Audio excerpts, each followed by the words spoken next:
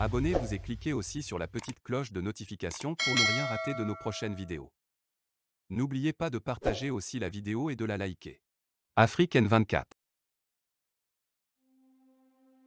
Merci doyen de m'avoir envoyé cette sortie de M. Nabourama Bamba. Doyen, je viens de me réveiller et pour être franc, j'ai sursauté de mon lit après l'avoir écouté. Voilà. Et même avec nos positions actuelles, on est confronté à ces idées-là. On dit voilà, il faut être unis, on doit être ensemble, on doit faire ceci en commun.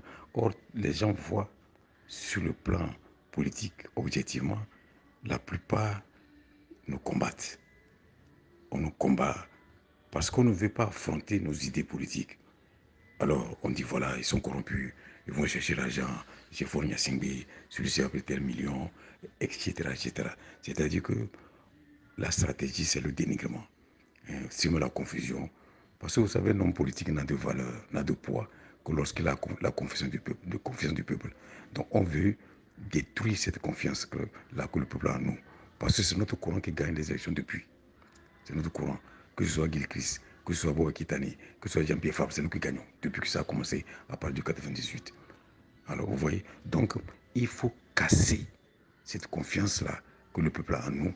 Alors, le seul moyen pour eux, ils ne mènent pas un débat politique. Ils sont corrompus, ils vont prendre l'argent.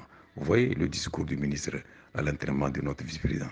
Vous voyez tout que ça a créé. Voilà, c'est la preuve qu'on est corrompu, qu'on va prendre l'argent à l'homme de patati patata. Parce qu'ils ne veulent pas qu'on aille au fond du combat. Vous voyez, c'est ça le problème aujourd'hui. Nous essayons aujourd'hui de montrer clairement qui nous sommes. Ce que je dis à propos du Saint-Esprit, je ne peux pas le dire avant. Où on dit, on doit être ensemble, on doit faire ceci ou cela. Même quand le Monseigneur a commencé à nous insulter, nous n'avons pas réagi pendant 8 mois. Bon, finalement, on a décidé d'aller rencontrer les dirigeants de toutes les églises qui s'étaient réunis chez Monseigneur Pariga pour dire, ben, il faut qu'il demande à Monseigneur d'arrêter. Parce que ce qu'il raconte, ce sont des mensonges. Mais s'il pense qu'il a des preuves, qu'il nous apporte les preuves. Au cas contraire, nous allons le poursuivre. Alors, Monseigneur Bariga et tous les autres chefs religieux ont dit non, ils vont prendre le problème en main, ils vont aller le voir. Ils sont allés le voir, il a refusé. Et il a continué à nous insulter, à mentir. Parce que des gens qui l'entourent, c'est eux qui lui racontent ça. Parce que comme lui, il est homme d'église, et que généralement les populations ont confiance en lui, donc si ça vient de lui, les gens vont croire. Donc on va lui bourrer le crâne, on lui dit n'importe quoi, et il sort, nous sommes des voleurs, et nous allons être, va être pendu, etc., etc. Tu vois. Donc maintenant que nous sommes libres chacun de défendre, et c'est ça que nous voulons, que chacun expose au peuple le combat qu'il mène. Pas de va la démocratie, les enfants de Yadema n'ont encore parti. Mais si les enfants de Yadema partent et on met d'autres qui ressemblent aux enfants de Yadema, quelle est la différence? C'est ce qu'on a connu depuis 63. Yadema Olympio assassiné, on met celui-ci, quelque temps après on le lève, on ne cherche pas. Jusqu'aujourd'hui, le peuple ne peut plus choisir son candidat. Et même, j'ai dit ça tout à l'heure, Monseigneur Poudrou s'amuse à nous ramener les pratiques du Moyen-Âge en Europe, où c'est l'Église qui couronnait les rois. Et c'est pour ça que les rois étaient les souverains, c'est-à-dire au-dessus de tout. Mais quand la République est née, la République, la chose publique qui appartient à tout le monde, c'est le peuple qui choisit le dirigeant. C'est le peuple qui est souverain. Vous voyez? Donc, mais nous, on s'amuse encore à ramener l'homme de l'Église qui vient nous choisir celui qui va nous diriger. C'est-à-dire qu'on infantilise ce peuple depuis le coup colonial jusqu'à ce jour. Ce que même l'Europe a abandonné depuis la Révolution française, nous on nous le ramène. Nous n'accepterons plus jamais cela, moi personnellement. Merci. J'ai pas encore vu une manière un peu désobligeante qu'un homme politique de sa trempe impose à un peuple, puisque ici il s'agit du peuple. C'est très désobligeant ce qu'il dit. Ce sont ces manières de parler très désobligeante que moi je l'ai toujours accusé. Pour être franc, un homme politique a de la mesure. Et un homme politique sait ce qu'il doit absolument dire pour ne pas frustrer davantage le peuple. Doyen Tien, qu'est-ce qu'il dit? Il dit, depuis 1963, on a toujours eu à les dénigrer. Sylvanus Olympio, Gilles-Christ Olympio, Bob Akitani, Jean-Pierre Fabre. On veut toujours les dénigrer, qu'ils sont des corrompus. Mais avant 90, personne ne dénigrait Gilles-Christ Olympio. C'était le sauveur, le Détia, qui devrait ressusciter tout un peuple d'entre les morts. Non, il ne faut pas que M. Nabourama réécrive l'histoire sous nos yeux. Gilles-Christ Olympio était adulé par le peuple. Ça, c'était factuel. Mais à partir du moment où il a commencé par décliner, par devenir clivant, c'est le même peuple qui lui a dit que non, ça ne marche pas comme ça. Ça ne peut pas se passer comme ça. Vous voyez que M. Nabourama essaie de s'asseoir sur les moments où on a adulé ses patrons et les moments où les patrons ont viré. Tu vois? Mais il continue son narratif en disant que non, il est temps que tout le monde montre ce qu'il peut faire. Mais vous avez fait, non? Ou bien? Et vous avez récolté 4%. Mais il veut même vous faire croire que les 4% là, on les a trichés, quoi. C'est cette manière. Je peux être désobligeant aussi en prononçant le mot malhonnête. C'est malhonnête, quoi. C'est malhonnête. Mais les peuples n'ont pas le temps d'attendre. Est-ce qu'il peut comprendre que les peuples ont toujours besoin de quelque chose, c'est-à-dire d'un homme fort, de quelqu'un qui les amène à penser autrement? Est-ce qu'il comprend ça? Non, est-ce qu'il comprend ça? Tertio, il s'en prend directement à Monseigneur Kodjourou. Et il fait encore un narratif. Vraiment, là, ça m'a donné le mal au ventre. Il dit oui, les rois, dans le temps, devraient être couronnés par l'Église catholique. Mais ça, c'est connu, non? Mais les rois, dans le temps, étaient aussi politiques avec l'Église qui devrait les couronner à la fin.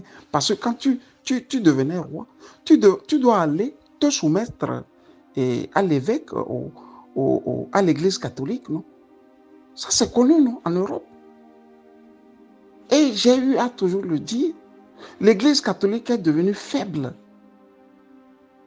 à partir du moment où les peuples en Europe se sont dit non, il faut arrêter cette affaire. Et du coup, on a connu le développement en Europe. Mais M. Bamba Nabourama parle comme si Kodjourou, lui, il est rentré en politique comme ça. C'est parce que vous avez échoué qu'un vieux de 90 ans est rentré en politique, non? C'est parce que l'homme politique a échoué au Togo qu'un vieux de 90 ans est rentré en politique. sont des choses aussi simples, non? Qu'est-ce que Kodjour cherchait en politique? Il est venu, il a fait la conférence, il est parti. Nous n'avons plus jamais entendu parler de Kodjour. Tertio, il dit non. Écoutez, ce que Gilbert Baora allait dire là, c'est ça qui a amené tous les problèmes. Mais ce que je n'arrive pas à comprendre chez M. Bamba, c'est le fait de penser que les autres sont propres comme lui-même. Mais quand il parle, tu sens qu'il est radical. Il est radical. Et il est devenu peut-être radical pour des raisons propres à lui. Mais les autres ne sont pas comme lui. Mais il parle comme en politique, il n'y a pas le Bestechung. Le Bestechung en allemand Bestechung, la corruption. Bestechung veut dire la corruption. Mais actuellement en Europe, nous vivons ça. Il y a le Qatar Gate qui fait trembler tous les hommes politiques ici. Avant le Qatar Gate, il y a eu le Taiwan Gate qui a fait trembler tous les tenants de la politique française. Et ça suit, par exemple, jusqu'à nos jours, Sarkozy. Mais quand ça arrive au Togo, non, nous à l'ANC, non, nous à l'UFC hier, non, nous, je ne sais pas, au culte hier, nous, on ne connaissait pas ça. Quel est cet homme politique qui pense que lui, son parti, est composé des gens propres seulement? Il veut vous l'imposer comme ça. Vous voyez la chose, il dit non, c'est pas ça.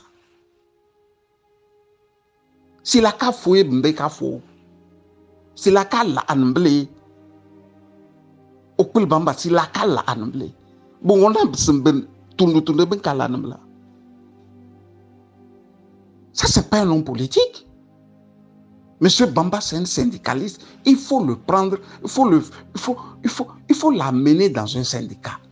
Il va défendre les travailleurs.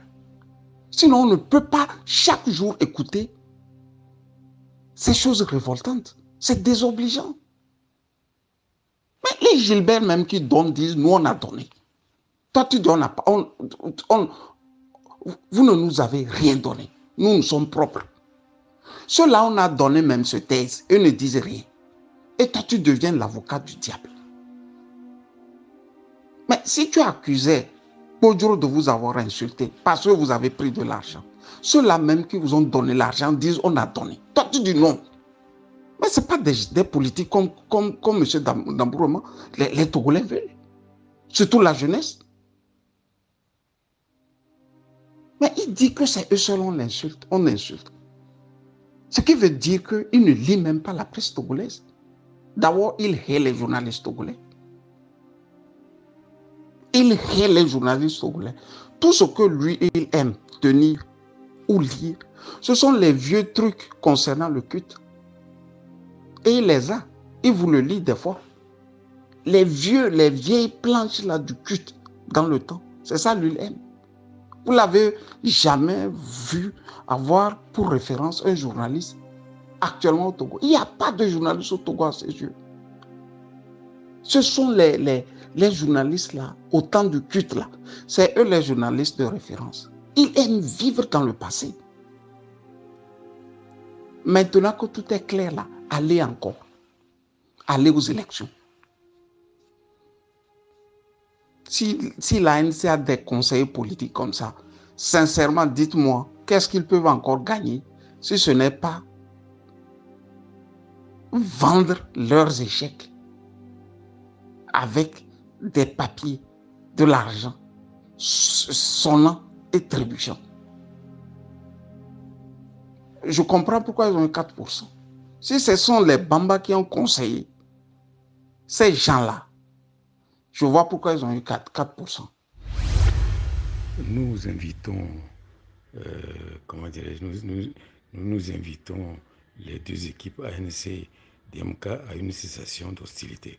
Mais nous, je l'ai toujours dit, il est bien vrai que de temps en temps nous réagissons contre l'ANC, la DMK qui nous attaque, mais la DMK n'est pas notre adversaire. Nous, notre adversaire, c'est le RPT. Et le RPT et la DMK, c'est la même chose. Il faut que les gens comprennent ça. Le RPT et la DMK, c'est la même chose. Ils sont du même camp, à la solde de l'impérialisme français. Et face à ces gens, face à ce régime-là, il n'y aura pas de cessez-le-feu jusqu'à ce que le peuple togolais reprenne le pouvoir. Ça, il faut être très clair. Pour nous, la DMK, c'est une petite béquille du régime néocolonial au Togo. Donc, la DMK n'est pas notre objectif. La preuve, ils sont en fuite. Ils n'ont absolument aucun pouvoir. En dehors d'insulter, de dénigrer, de mentir, ils ne peuvent absolument rien faire. Ils ont fui. Ils n'ont rien du tout. Ils ne peuvent même pas mobiliser un seul quartier. Mais nous, on fait face à un régime depuis des décennies. Vous comprenez? Il ne faut pas nous dire de faire, comment dirais-je, un cessez-le-feu avec la DMK. Nous, on n'a rien à foutre avec la DMK. Bien sûr, dit des bêtises quand on réagit. Mais ils sont pas, nous, on ne les considère même pas comme une opposition à nous. Ils sont un instrument de l'impérialisme français, comme le RPT. C'est ça, merci. Ben, je ne pensais même pas que c'est une suite d'éléments audio. Je finis et la réponse à cet élément, je vois que ça continue. Il dit il n'a pas de problème avec la DMK. Moi qui te parle, je ne suis pas de la DMK. Que ce soit clair pour tout le monde. Je ne suis pas de la DMK. Moi, j'analyse ce que l'homme politique qu'il est dit. Il dit qu'il n'est pas de la DMK. Pardon. Qu'ils n'ont pas un problème avec la DMK. Ils ont un problème avec le parti au pouvoir, le RPT Unir. Et il revient te dire que comme ils ont un problème avec le RPT Unir, donc ils ont aussi un problème avec la DMK. Somme toute, la DMK et le RPT Unir sont les mêmes. Ils sont de, je ne sais pas, une fabrication de l'impérialisme français. Jusqu'à nos jours, je ne sais pas ce qu'il veut dire. C'est cet impérialisme français qui a appelé Fabre à la veille des élections et Fabre est allé s'asseoir pour une série de questions-réponses. C'est l'impérialisme français là. Les impérialistes français là, qui ont dit à leur ambassadeur, Marc de Visy, d'appeler le révolutionnaire, le nationaliste, celui-là qui va sortir le Togo de la boue, du sang et des larmes, et il est allé. Vous voyez Thomas Sankara aller s'asseoir devant Jean-Marc de Visy. Ça dit en passant qu'il y aura élection dans 5 jours et lui doit faire un récit selon lequel, bon, la France et le Togo vont être des amis éternellement. C'est de ça il s'agit. Celui qui te dit qu'ils sont eux des nationalistes là, ne te dira jamais que Jean-Pierre Fabre, ils ont conseillé à Jean-Pierre Fabre d'aller à l'ambassade là-bas, devant Jean-Marc de Visy. Vous voyez le paradoxe. Celui-même là qui parle là, quand RFI a posé la question à son patron, mais comment vous allez faire pour venir au pouvoir? Il a dit non, ils ont des entrées à l'Assemblée française. Il a listé un nombre de franco-togolais qui doivent les aider à s'approcher davantage de Macron et à parvenir au pouvoir. Vous voyez, M. Bamba, est-ce que ce qu'il avance comme argument là, ça tient? Est-ce que ça tient? J'ai des vies dans le passé. C'est une vieille antienne qui a l'impression que la politique des années 60 peut s'appliquer encore de nos jours. Il est convaincu que les arguments de Sylvanus Olympio hier peuvent convaincre les Togolais du XXIe siècle. Il est convaincu. Alors que beaucoup de choses ont évolué. Sylvanus ne connaissait pas WhatsApp. Lui, Bamba, il s'exprime avec nous par le biais de WhatsApp.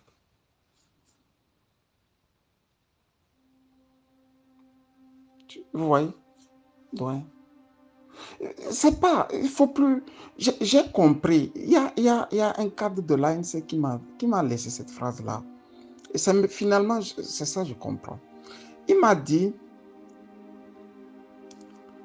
pour les coups fourrés, pour tout gâter, Jean-Pierre Fabre a toujours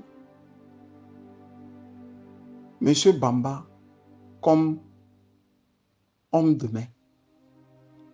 S'il veut gâter quelque chose, quelque part, c'est M. Bamba, il l'envoie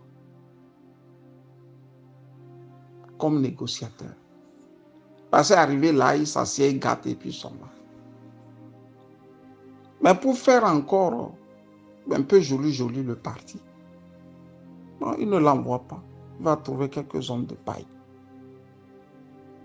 Et ce soir, je finis par me convaincre que ce cadre-là avait raison. Moi, je ne savais pas. Si vous écoutez M. Bamba discourir ce soir, est-ce que vous aurez même envie de vous approcher de l'ANC? Si vous êtes jeune, réfléchi, bien éduqué, et vous entendez une personnalité de ce parti raisonner comme le monsieur Bamba raisonne, vous aurez envie d'aller prendre une carte de l'ANC. Ce n'est pas des hommes politiques, ça. C'est pas, c'est-à-dire, en politique, on peut aussi taire ce qu'on a connu pour le bien du peuple. On peut aussi taire les humiliations et avancer. Et les grands hommes politiques ont connu toujours des humiliations. Il faut le voir maintenant, vous ressasser ce qu'eux ont connu. Mais les patrons même ne ressassent pas. Parce que les patrons les envoient, eux, au chaudron. Et après qu'on tourne pour aller se faire payer en leur nom. Ils ne voient que du feu. De deux choses l'autre. Soit il le sait, il fait sciemment. Soit il ne le sait pas du tout. Et là, c'est grave. Donc, il est naïf. Très naïf. Et vous ne savez pas que Dieu existe. Vous croyez que Dieu existe. Vous ne savez pas. Parce que la croyance, c'est la foi, ce n'est pas le savoir. Ce n'est pas le rationnel. Vous comprenez? Vous croyez que Dieu existe. Vous ne savez pas. Parce que quand on sait, on peut démontrer. On peut apporter la preuve. Vous ne pouvez pas apporter la preuve que le Saint-Esprit existe, mais vous croyez. Est-ce que c'est vrai ou c'est faux? C'est votre foi. Donc il faut dire, moi je crois, je pense, mais il ne faut pas dire que je sais. Parce que si on vous dit de le prouver, vous ne pouvez pas. Moi personnellement, ce qui est le principe, c'est que le principal, c'est comment nous battre pour libérer ce pays de la dictature. Vous voyez, donc, quand vous parlez de Moïse consort, moi je ne connais pas. Moi ce que je sais, j'ai mes fétiches chez moi. Hein, j'ai mes fétiches, j'ai mes croyances à moi. Moïse, et je ne sais pas quoi, Tchombé, tout ça là, c'est pas mon problème. Ça c'est les Occidentaux, c'est leur problème. Mais ce n'est pas dans ma culture. Moi ça ne m'intéresse pas du tout. Pour le moment, ce qui me préoccupe, comment nous organiser pour nous débarrasser de cette dictature néocoloniale depuis des décennies. Bon, la question religieuse, c'est une question privée. Ben, ici, il parle de la foi, doyen. Tu sais, moi, je suis un agnostique et je suis dans mon coin. Quand il s'agit de la foi, je ne m'y mêle pas. Je n'ai pas envie de parler de qui connaît Dieu et de qui ne le connaît pas. Sincèrement, j'ai ma manière aussi de voir le monde, comme les 7 milliards d'hommes sur cette terre ont leur manière de voir le monde. Donc, il y a des choses sur lesquelles je n'aime pas trop disserter.